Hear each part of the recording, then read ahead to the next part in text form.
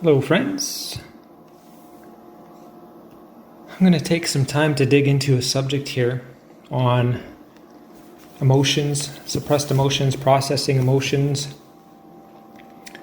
What works, why it works, what doesn't work, why it doesn't work. So I'm not going to try and run through this. It might be a little substantial.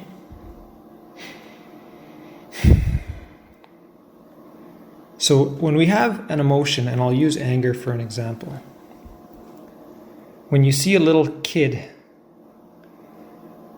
having a reaction of anger, he expresses it, he doesn't stifle it. He lets it out until one day culture or family or authority figures tell him that's not acceptable. And then that doesn't stop him from feeling that anger. That only stops him from expressing it. But when you have an emotion like anger and you express it, you shout, you kick, you scream. This is you expressing it. This is you expressing that energy of that emotion. Because when you have anger, for example, and all these emotions do this in different places. When you're angry, if you could pay attention to your energy body, meaning the sensations that happen in your body, we might relate it to our heart, we might relate it to our neck, we might relate it to any physical piece of our body, but it's really energy. It's our energy body that's creating the sensations of these emotions. And when you have an emotion such as anger, for example, if you'd pay attention to the body, you would see where the sensations and energy of this anger resides in the body. What part of the body, what part of the energy body it's influencing and affecting. It might be contracting your fists. It might be creating tension in your jaw. It might be creating tension in your trapezius muscles, in your upper back, in your neck. And when you can't express it, it has nowhere to go. Suppression, the definition that I'll give suppressing emotions. Suppression is when we stifle expression. So we don't have the way that in some natural healing modalities express it is we have a container. And the emotions that we have fill this container. And as we process the emotions, we are opening up a valve on the bottom of the container and allowing the energy and emotions to be eliminated from the container. But if we're suppressing our emotions, the energy fills that container more and more and more and more until it gets to a point where it seems full, and even the smallest little situation could happen in your life. And we have this big, large, embellished reaction to it because we're meeting it with this wall of emotions that we've suppressed prior to it. So we're not meeting it with the purity that it is. We're projecting all of our suppressed emotional baggage onto the little minuscule happening. So it makes anything that's minuscule seem like a mountain because of our level of suppression.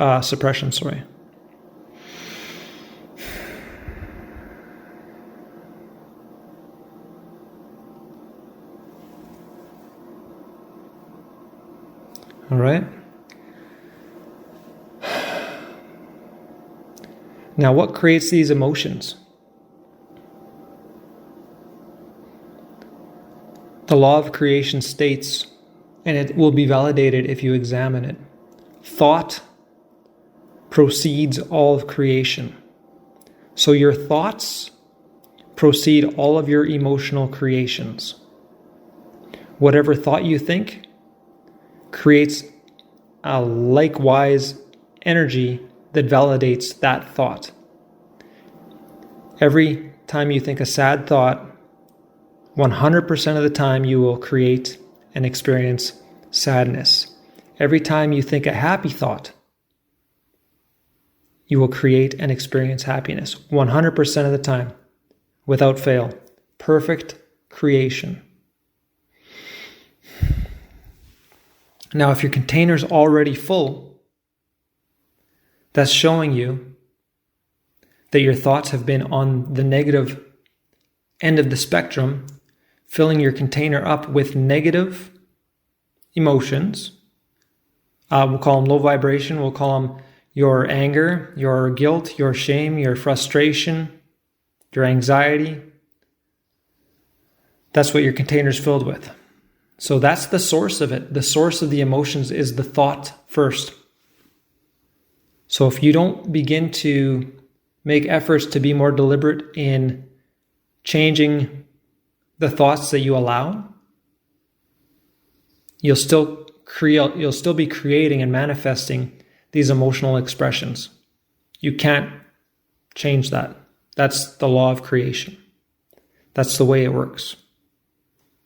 So once we understand the way it works, it becomes our job to walk empoweredly, in an empowered manner, and apply it mindfully so that we may benefit from the fruit of our understanding. That doesn't mean we can't have a negative thought ever. But if we have a negative thought and we allow it to be considered for any length of time, we're watering it. We're nurturing it. That's what we're cultivating. We're cultivating a negative manifestation emotionally. So our work is when we become aware of a negative response to something, to negate and replace it. Negate means deny it, and replace it with that of a loving. Replace it with a loving perception instead. If this is hard for you to do, work at it. It will get easier. If you deny this, the best you'll ever be left with is negative perceptions and projections. So it does serve us to work with this. Now, when we understand that thought precedes all creation, and creation is just an expression of emotion is just an expression of creation, let's consider talk therapy. Because when you go, you're already going to see a therapist because you're full. Your emotional container is full because you don't know how to process.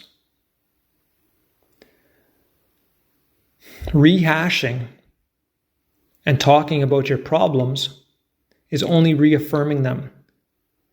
And if a thought creates more emotion, what do you suppose you would be doing by rehashing your problems to a therapist?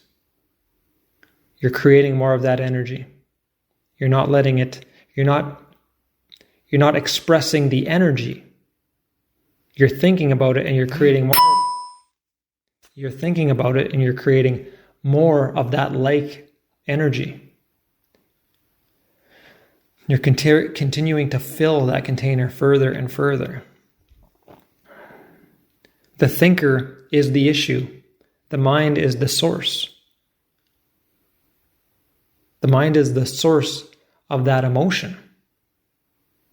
So to think about things in order to talk to a therapist about them only fills the container more.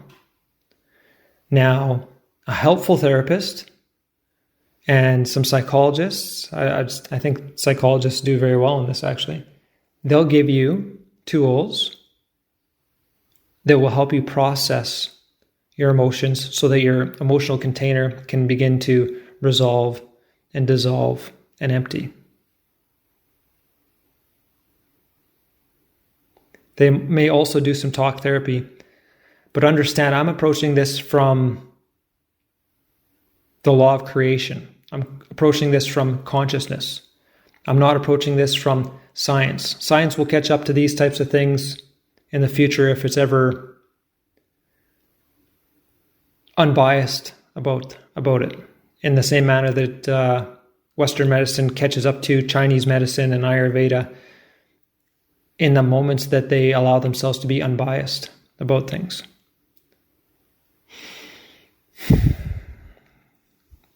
So, to process things, we express them. And the way we can express them is to work directly with the energy in the energy body that has been created, or we can approach it from the mind as well. If you're going to approach it from the body respect, remember this is your energy body, but people confuse it with the physicality. But wherever you feel it in the physicality, within that physicality is your energy body. So if you're feeling it in your neck, it's still in that portion of the energy body. So you can do movements and stretches and shakes in that part of the body. And what it does is understand all tension, all negative emotion comes with tension. All stress comes with tension. And as we shake and we stretch, we relax, and that will process the stagnant energy of that emotion out of that portion of the body. So that's a way to process. Much in a way when a kid has anger, a child who hasn't yet been condemned for expressing emotion, when he has anger, he might kick and scream. That is him getting that energy out of those limbs. Or when you yell, that's you getting that suppressed energy out of your throat chakra. Same with crying. Crying will get it out of the chest too. Yelling will get it out of the chest too.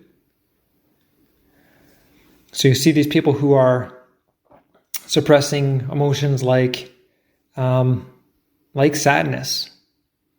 They'll feel it, they'll feel tightness in their throat. They'll feel tightness in their jaw. They'll feel tightness in their chest.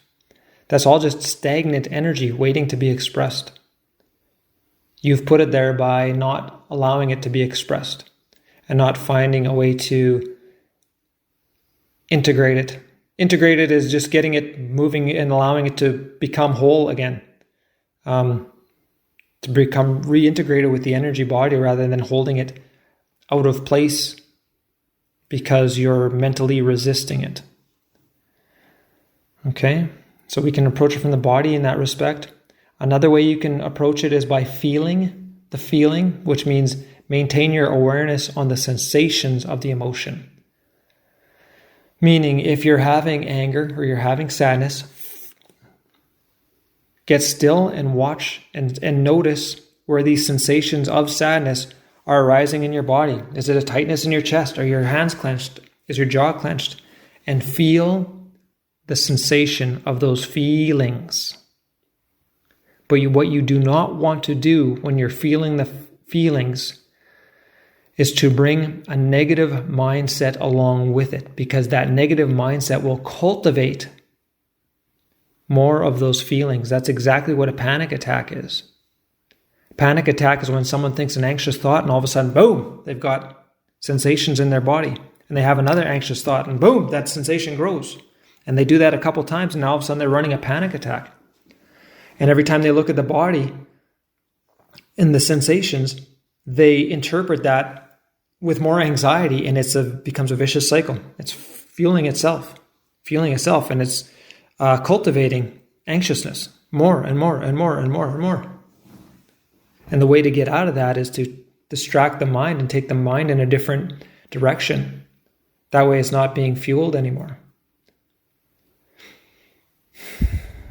This isn't to be practiced when you're having a panic attack. It's to be practiced when you're not having an attack and cultivated when you're not having an attack, so that when you have a panic attack, you've developed some efficiency at it and some effectiveness with it, and some confidence with it and some success with it. You know what I mean? That's the same thing as meditation. When you meditate, you're cultivating stillness. You're cultivating surrendering the ego. You can't expect to go into a heightened situation and surrender your ego if you've never practiced it.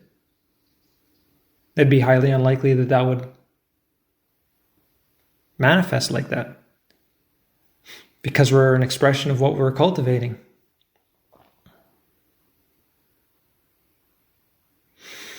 And finally, meditation. We're approaching this thing from the source that created it and is responsible for it, and that's meditation.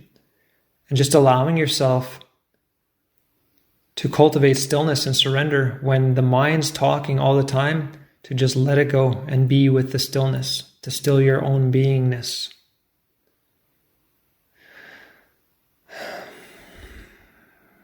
To learn to cultivate relaxation.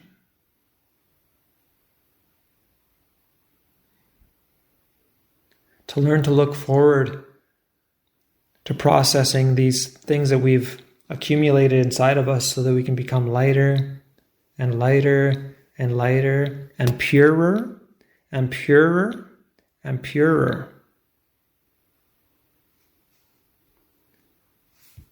When I say pure because what you currently are is an expression of your baggage.